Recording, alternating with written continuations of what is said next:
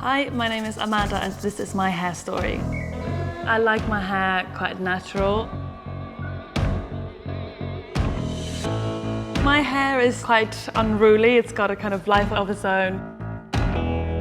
Depending on its mood, it kind of goes curly or a bit more straight. I tend to leave it to dry naturally, but then every now and then I might use straighteners just to add a bit of definition. If one little curl goes crazy, I'll just go in and manipulate it.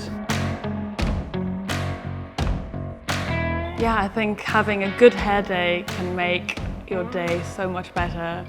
I like the effortless look. That's kind of how I like it.